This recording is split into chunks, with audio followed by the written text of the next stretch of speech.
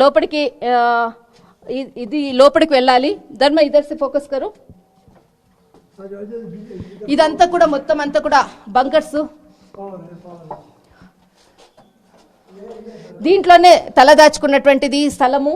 ఈ బంకర్స్ కేవలం ఇండియా పాకిస్తాన్ కి జరిగినటువంటి సమయంలో ఫైరింగ్ లో ప్రజలు దాచిపెట్టుకోవడానికి కనీసము మనం ఒక మొత్తం అంతా కూడా ఇదంతా కూడా సిమెంటుతో చేసినటువంటిది. పాకిస్తాన్ ఇక్కడ నుంచి ఒక 500 మీటర్స్ ఉంటుంది. ఈ 500 మీటర్స్ మనకు సిల్కోట అన్నది ఏదైతే మనకి ఇండియా పాకిస్తాన్కి మధ్యలో ఉండేటటువంటి ఫెన్సింగ్కి మధ్యలోనే సిల్కోట ఉంటుంది.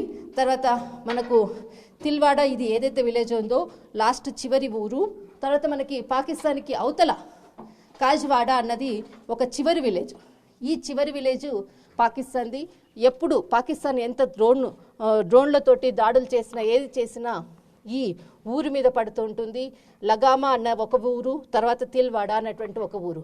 ఇలాంటి ఊర్లు మాత్రము ఎప్పుడు ఇండియా పాకిస్తాన్ మీద దాడులు చేసిన కాల్పులు చేసిన పాకిస్తాన్ మీద పాకిస్తాను తర్వాత ఇండియాకి రెండు దేశాల మధ్యలో కాల్పు జరిపితే ఈ గ్రామాల మీద ఖచ్చితంగా ఆ ఎఫెక్ట్ అన్నది ఖచ్చితంగా ఉంటుంది.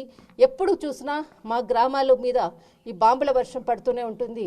అందుకే మేము ఇలాంటి ఏవైతే బంకర్స్ ఉందో ఈ బంకర్సే మాకి సేఫ్ అయినటువంటి ప్లేస్ అంటూ కూడా చెప్తున్నటువంటి పరిస్థితి.